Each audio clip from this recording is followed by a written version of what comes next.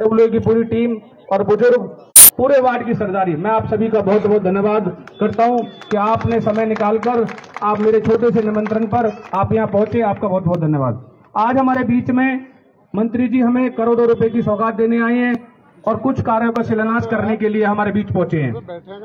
तो मंत्री जी ने जैसे हमारे सेक्टर 55 में मिनी ट्यूबवेल है, 6 हमारे शमशान घाट की फाइल है और हमारे शमशान घाट से प्रतापगढ़ का रास्ते का फाइल है और राजीव कॉलोनी की इंटरलॉकिंग और सीवर लाइन की फाइलें हैं। आज सभी का शिलान्यास करके मंत्री जी ने हमें बहुत बड़ी सौगात दी है। मैं आप लोगों सबसे कहूंगा कि आप जोर से ताली बजाकर मंत्री जी का सभी धन्यवाद करें कि मंत्री जी हमारे बीच ऐसे आते रहे और हमारे काम करते रहे। मंत्री जी आपने कोई पैसे की कमी नहीं छोड़ी, आपको बहुत जल्दी जाना है, मैं 2 मिनट में ही आपका समय नहीं लूंगा।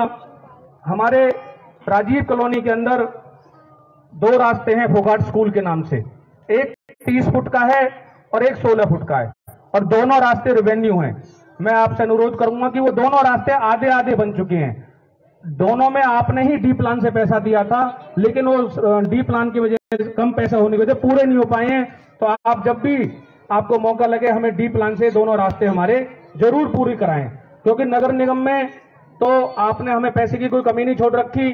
और मैं मंत्री जी का समय नहीं है, हमारे बीच में हमारे एक्शन साहब पहुंचे ओपी करदम जी, मैं उनका भी बहुत बहुत धन्यवाद करता हूं कि वो हमारे लिए बिल्कुल भी कभी भी हम बुलाते हैं, जब भी पहुंचते हैं, कोई भी कसर नहीं छोड़ते। दूसरा, मैं मंत्री जी हमारे गांव के सरदारी आई हुई है ब्राह्मण समाज और बघेल समाज। हमारे गांव में हर समाज की चौपाल है और जगह भी हमारे पास है, तो दोनों समाजों की एक ही चौपाल, उनकी मांग है, वो मांग पत्र भी लेके आए हैं और यहाँ पहुंची हुए हैं। वो कहने की बघेल समाज की और ब्राह्मण समाज की आप डी प्लान या अपने सांसद कोष से हमें 21 लाख रुपए दे दें, जिससे कि उनकी धर्मशाला बन जाए। पूरे झारखंड गांव की तरफ से मैं आपको मांग कर रहा हूँ जी। सामने खड़े हुए हैं सभी हमारे गांव की सरदारी, और ब्राह्मणों का तो विशेष प्यार रहता है जी। तो क्योंकि नगर निगम से बहुत समय लगेगा, मैं आपसे कहूंगा कि डी प्लान या स्वैच्छिक कोष से ये जरूर हमारी पूरी कराएं। ये हमारी जो आज की 3 मुख्य मांग थी, देने के लिए आप बहुत हमें जब भी मांगते तभी देते हो। मैं लंबा चौड़ा भाषण नहीं दूंगा। मंत्री जी आगामी 2024 में लोकसभा का चुनाव है, हमारे वार्ड का हर एक बंदा आपको एक एक वोट, जहां आपका पसीना बहेगा, खून बहाने के लिए हम लोग तैयार रहेंगे।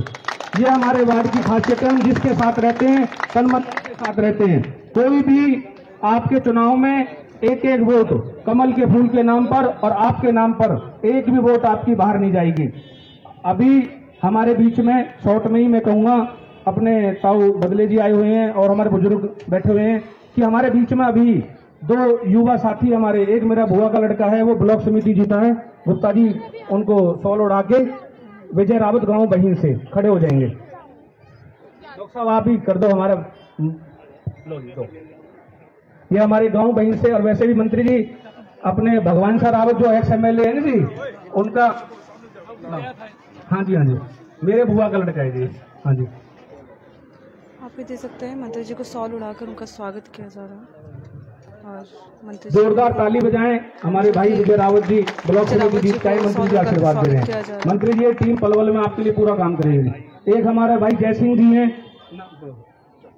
भाई जयसिंह जी भी ब्लॉक समिति मेरे मित्र है जी, क्लासमेट है, साथ पढ़े हैं जी।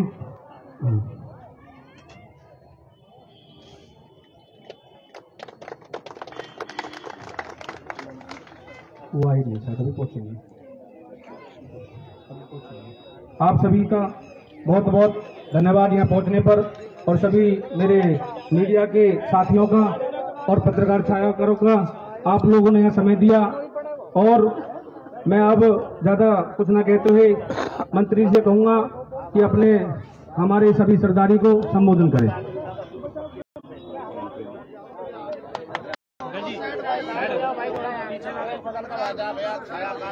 आज के इस शिलान्यास के अवसर पर हम सबके बीच उपस्थित मुकेश यादव जी, चूंकि अध्यक्ष भाई धर्म सिंह जी, हमारे दोनों ब्लॉक समिति के मेंबर साहिबान, आज छोटे हट बेटा। हेलो बाबा कहाँ बैठे बता? धरती पे। माताओं, बहनों और प्यारे बच्चों, पत्रकार और छायाकार मित्रों, मैं कोई आज लंबा चौड़ा भाषण देने के लिए नहीं,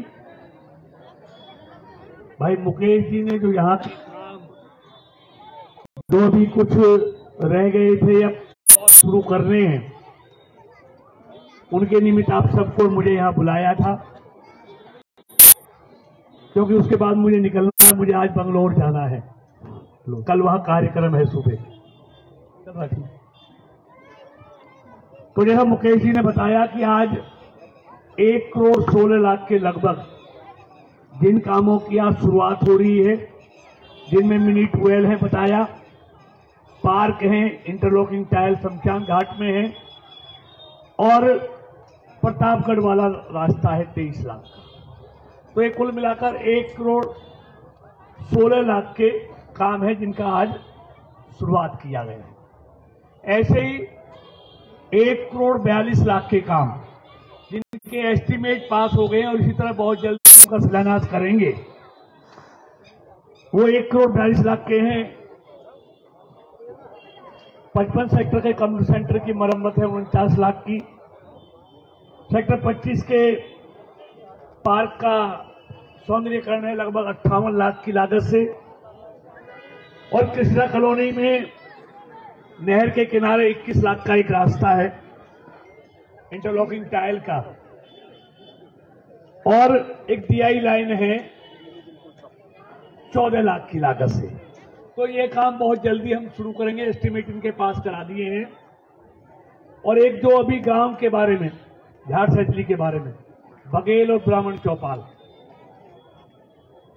और एक फोगाट स्कूल वाला रास्ता, दो रास्ते जो अधूरे रह गए हैं। जैसे ही अभी डी प्लान की किस्त आएगी, ये बघेल और ब्राह्मण चौपाल और फोगाट वाले स्कूल के रास्ते के लिए पैसा मैं आपको दे दूंगा।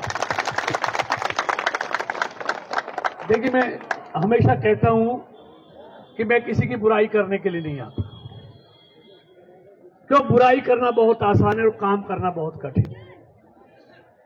जो बुराई करते हैं वो काम नहीं करते, जो काम करते हैं वो किसी की बुराई नहीं करते। मैं आज सारे फरीदाबाद में क्या आप सबके आशीर्वाद से हुआ है, मैं उसकी भी, वो दिखता है, मेरे कहने से कुछ नहीं होता भाई।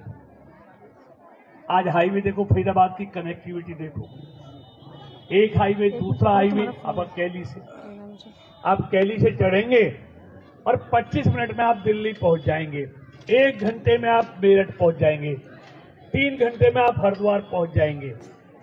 ऐसे जेवर एयरपोर्ट आप 64 सेक्टर से चढ़ेंगे, काम शुरू हो गया है, आप आधा घंटे में यहां राजीव कॉलोनी से मैं एफिडेविट दे सकता हूं, जेवर एयरपोर्ट पहुंच जाओगे, ताज एक्सप्रेसवे और जो एक्सप्रेसवे दूसरा केजीपी वाला, उस पर पहुंच जाएंगे। अब एक और कनेक्टिविटी आपकी फरीदाबाद से ही नोएडा और गाजियाबाद के लिए हम उसका डीपीआर बन रहा है, आधा घंटे में आप गाजियाबाद पहुंचेंगे फरीदाबाद से। जयपुर जाना फरीदाबाद से, आप कैली से चढ़ेंगे, और मैं एफिडेविट दे सकता हूं, जयपुर पहुंचने में अभी 6 घंटे लगते हैं, आप 3 घंटे में, 2 घंटे में दौसा और 3 घंटे में जयपुर पहुंचेंगे। मतलब फरीदाबाद की इतनी बेहतर कनेक्टिविटी, देश तो आप देख रहे हैं कि किस तरह पिछले 8 सालों में आपके आशीर्वाद से मोदी जी ने देश का दुनिया में प्रतिष्ठा नहीं बढ़ाई। अभी परसों फिर सर्वे आया, आपने देखा हो टीवी पे, कि दुनिया के 22 जो सबसे बड़े देश है, ताकतवर देश है, ये हमारी हिंदुस्तान की एजेंसी नहीं, अमेरिका की एजेंसी सर्वे करती है, हर साल करती है। पिछले बार तो पहले नंबर पे थे ही, इस बार भी उस अमेरिका की एजेंसी ने कहा है कि भारत का प्रधानमंत्री मोदी 78% वोटों के साथ दुनिया का सबसे लोकप्रिय नेता है।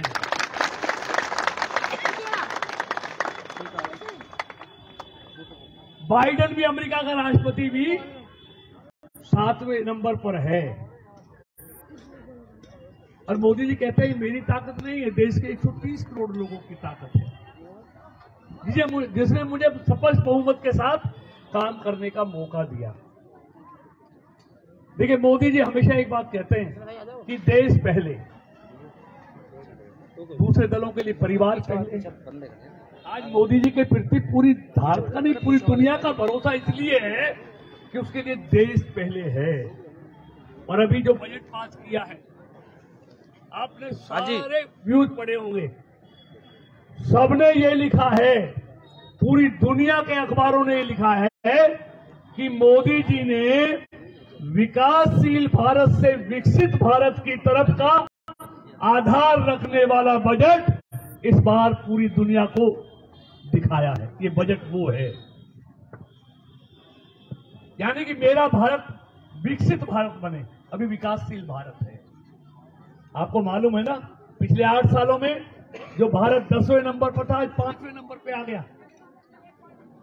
और आज भारत का नहीं, इंटरनेशनल मॉनिटरी फंड IMF इतनी अर्थ में के लिए संस्थाएं हैं, उन सबकी रिपोर्ट ये कहती है कि 2027 में 5 साल बाद जर्मनी और जापान को पीछे छोड़ता हुआ भारत दुनिया की 3 सबसे बड़ी आर्थिक शक्तियों में से एक होगा।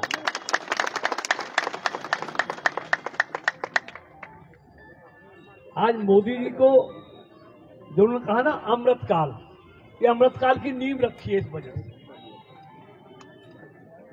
अरे वरना तो अगर मोदी जैसा सक्षम नेतृत्व नहीं होता तो आज भारत भी कहीं पाकिस्तान की तरह और श्रीलंका की तरह होता। तो भारत को एक नई दिशा, और उसका उदाहरण है कि देश पहले कैसे है। ये कोरोना आज चाइना को खा रहा है, अमेरिका को खा रहा है, यूरोप को खा रहा है। आज हम बगैर मास्क के बैठे हैं, भारत सुरक्षित है। ये मोदी जी की दूरदृष्टि है। अगर मोदी जी की जगह कोई और प्रधानमंत्री होता और वैक्सीन बनता तो पहले तो कहता, पहले सबसे पहला टीका प्रधानमंत्री को लगाओ, फिर मेरे मंत्रियों को लगाओ, फिर मेरे सांसदों को लगाओ, फिर मेरे विधायकों को लगाओ, फिर अधिकारियों को लगाओ। लेकिन मोदी ने क्या किया, पहले किसको लगेगा? पहले हॉस्पिटल में काम करने वाले या नगर निगमों में काम करने वाले, पहले सफाई कर्मचारी को लगाओ, पुलिस वालों को लगाओ, डॉक्टर और स्टाफ, नर्स, जो पैरामेडिकल स्टाफ है जो हॉस्पिटल में काम करता है, उनको लगाओ। क्यों? वो बचेंगे तभी तो हम बचेंगे। तो ये दृष्टि का फर्क है। और मित्रों देखिए, मैं ज्यादा नहीं कहना है कि मुझे निकलना है, आपसे ज्यादा कोई नहीं जानता। और मोदी जी कहते हैं मेरी ताकत नहीं है, ये देश के 130 करोड़ लोगों की ताकत है, जिन्होंने पूरे पूर्ण बहुमत के साथ देश हित में निर्णय करने की ताकत दी। अगर मोदी जी को पूर्ण बहुमत नहीं होता तो देश हित में ये निर्णय, कड़े निर्णय मोदी जी ले सकते थे? फिर तो वही मनमोहन सिंह सरकार होता, कभी कोई दबाव डालता, कभी कोई दबाव डालता, कभी कोई घोटाला करता, कभी कोई भ्रष्टाचार करता, कभी कोई देश को लूट के जेल जाता, ये हालत हो जाती। ये स्पष्ट बहुमत आप लोगों ने मोदी जी को दिया है, ये उसकी ताकत है कि देश आगे बढ़ रहा है, देश आगे ताकतवर हो रहा है। तो मोदी जी कहते हैं लोगों की ताकत दी हुई है, जिसके कारण मैं ये फैसले कर पा रहा हूं। अगर मेरे पास भी बहुमत नहीं होता तो मैं भी ऐसे दबाव में फैसले करता। तो मित्र, मैं इसलिए कहता हूं, हम सुनते थे, क्या सुनते थे कि कभी धरती पे कोई ऐसा महापुरुष पैदा होगा जिसके नेतृत्व में भारत फिर से विश्व गुरु बनेगा। सुनते थे ना हम सब, जब भारत विश्व गुरु था, लेकिन नहीं रहा किस कारण से। लेकिन ये हम पढ़ते थे, सुनते थे कि कोई ना कोई महापुरुष आएगा जिसके नेतृत्व में भारत फिर से विश्व गुरु बनेगा। तो मित्रों, वो महापुरुष आपने मोदी जी के रूप में दे दिया है। जो सपना हमने सैकड़ों वर्षों से देखा, भारत विश्व गुरु बनेगा, इन्हीं के नेतृत्व में भारत फिर से विश्व गुरु बनने की राह पर चल दिया। तो मैं हमेशा इसलिए कहता हूं सवाल कृष्णपाल का नहीं है, सांसद आते ही चले जाते, उससे पहले भी आएंगे, मेरे बाद भी आएंगे। सवाल मोदी जी का नहीं है, प्रधानमंत्री पहले भी थे, इनके बाद भी आएंगे। सवाल देश का है कि जिस बड़ी मुश्किल से 9 साल की कड़ी मेहनत के बाद आज भारत सही पटरी पर दौड़ रहा है, सही दिशा में जा रहा है, विकासशील भारत से विकसित भारत की तरफ कदम बढ़ा रहा है। कहीं हमारी एक छोटी सी चूक से वो सफर रुक ना जाए बीच में, वरना दशकों तक पछताना पड़ेगा देश के लोगों को, दशकों तक पछताएंगे। क्योंकि ये भानुमति का कुनबा जो फिर से कह रहा है एक होकर मोदी को हराएंगे, ये सारे मिलकर मोदी को तो हरा देंगे, लेकिन मेरा भारत हार जाएगा। चिंता इस बात, मोदी के हाथ में कोई, क्योंकि फिर ये मिलकर वही काम करेंगे 2004 से लेकर 2014 तक इस देश के साथ, देश की प्रतिष्ठा तार-तार हो। तो इसलिए मैं देखिए, मेरे पास जो कुछ भी सब आपका दिया, मोदी जी के पास जो कुछ है सब आपका दिया हुआ है, हम भी आप जैसे हैं, यहीं पले बड़े हैं। तो मैं आपको विश्वास दिलाता हूं कि मोदी जी मनोहर जी के रहते हुए फरीदाबाद के विकास में जो एक मंत्री के करना चाहिए कि शहर की अच्छी कनेक्टिविटी हो, अच्छे कॉलेज आए, अच्छी यूनिवर्सिटी आए, अच्छी बिजली लोगों को मिले, पीने का पानी मिले, अच्छी सड़कें हो, तो आप निश्चिंत रहना। आप देख भी रहे हैं कि जो परिवर्तन पिछले 8 साल में फरीदाबाद में देखने को मिल रहा है, ये रफ्तार इसी तरह बनी रहेगी। और मैं आपको विश्वास दिलाता हूं वार्ड नंबर 1 के सभी कार्यकर्ताओं को और मतदाताओं को कि जो भी आपकी समस्या होंगी, जो आज बताई है, निश्चित तौर पर देखिए मैं जो कहता हूं उसे करता हूं, जो मेरे बस की नहीं है वो मैंने कह भी नहीं सकता। तो ये आपकी मांगे जो रखी है वो निश्चित तौर पर जैसे ही अभी पैसा आएगा मार्च में, मैं आपको ये पैसा जो आपने ब्राह्मण चौपाल के लिए, फोगाट स्कूल के लिए और जो और कामों के लिए मांगा है, मैं आपको दे दूंगा। तो आपको मैं फिर से बहुत बहुत धन्यवाद करता हूँ। चौधरी कृष्णपाल गुर्जर, चौधरी कृष्णपाल गुर्जर,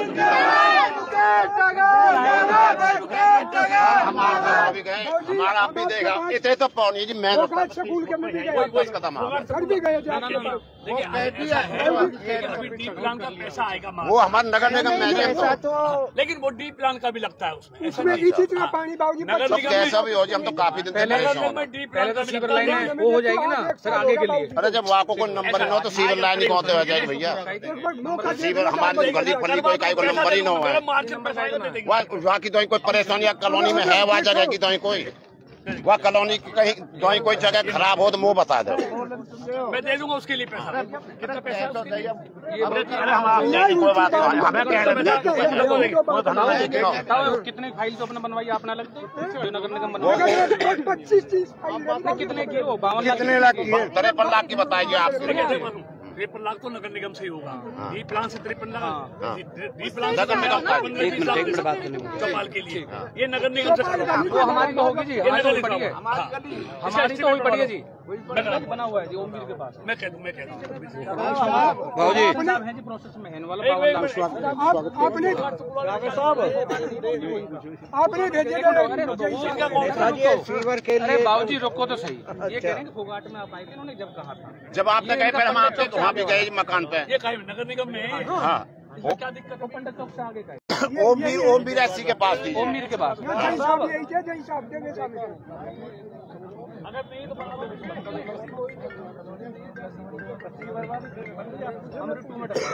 सीवर का है ना, डाल दो उसे। में पूरी सीवर लाइन जितनी बची हुई वो तो सारी कोई फरीदाबाद में कोई सारी नहीं होती, हमने 2 में है ही होता, ये डाल दो इसे। अंकल आप हटेंगे थोड़ा सा। चौधरी कृष्णपाल गुर्जर, चौधरी कृष्णपाल गुर्जर, भाई मुकेश टागर, भाई मुकेश टागर।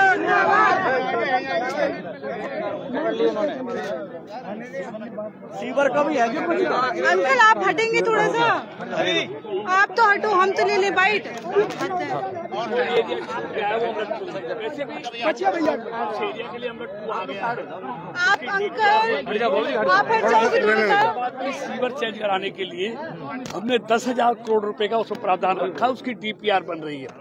पूरे फरीदाबाद की सीवर लाइन जो बहुत पहले डली थी उन सबको बदलवाने के लिए, स्टॉर्म वाटर लाइन को बदलवाने के लिए अमृत 2 में लगभग 10,000 करोड़ रुपए हमने उसके लिए प्रावधान किया है। उसकी डीपीआर बन रही है। फरीदाबाद की पूरी सीवरेज व्यवस्था दुरुस्त हो तो उसको बदलने का पूरी तैयारी हमने कर ली। मंत्री जी, वार्ड नंबर 1 में निरंतर आप आते हैं 1.5-2 महीने में, क्या कुछ खास यहाँ से मांगे रखी गई और आपने क्या? देखिए, आज जो था, आज 1 करोड़ 16 लाख के काम थे, जैसे मिनी ट्यूबवेल है, पार्क का काम है, फूड सेंटर का है, रास्ते हैं, उनका तो आज शिलान्यास किया है। लगभग 1 करोड़ 42 लाख के ऐसे काम हैं जिनके एस्टीमेट पास हो गए हैं, जो भी फाइनेंस से खुल के टेंडर में, उनको हम टेंडर में बहुत जल्दी भेज देंगे। उसके अलावा इन्होंने फोगाट स्कूल की मांग रखी है और गांव में एक ब्राह्मण और बघेल चौपाल की बात की है।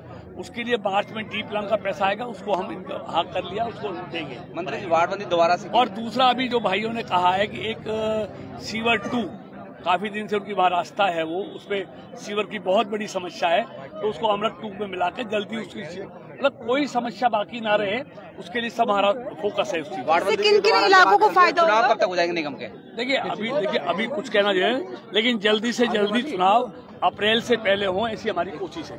क्योंकि विपक्ष को मुद्दा मिल जाता है, विपक्ष के पास कोई मुद्दे नहीं, तो वो साफ तौर पे कहता है कि भाजपा डर रही है। एक अननेसेसरी एक माहौल क्रिएट किया जा रहा है, क्योंकि चुनाव ना होने, एक छोटी इकाई ना होने से छोटे छोटे काम। देखिए, कई बार दिक्कतें आती हैं, वार्डबंदी में समय लगा तो उसमें दिक्कत आती है, लेकिन अब कौन डरता कौन नहीं, मैं किसके बारे में क्या हूँ, ये तो चुनाव बताएगा किसकी हालत क्या है।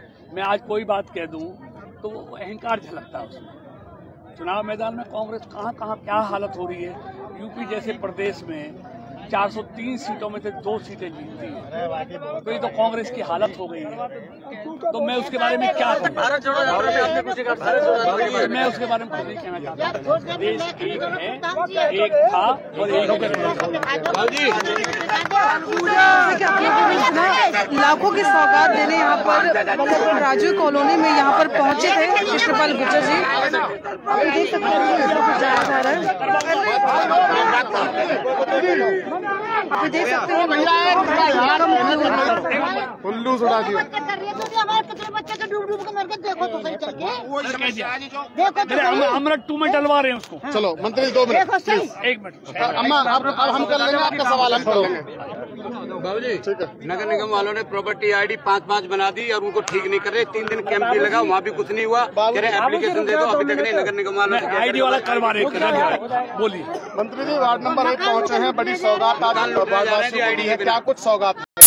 देखिए, आज 1 करोड़ 16 लाख की, आज जिनमें मिनी ट्यूबवेल है, पार्कों के सौंदर्यीकरण है, रास्ते हैं, ये सारी चीजें हैं, आज उनका शिलान्यास किया है, उनका काम शुरू किया है। और लगभग 1 करोड़ 42 लाख के ऐसे काम है जिनका एस्टीमेट पास हो गया है, जिनका टेंडर लगना है, तो बहुत जल्दी उसको आगे फाइल कराकर उनका टेंडर लगवा दिया जाएगा। दूसरी वार्ड नंबर 1 की जो समस्या है कि एक अपना झाड़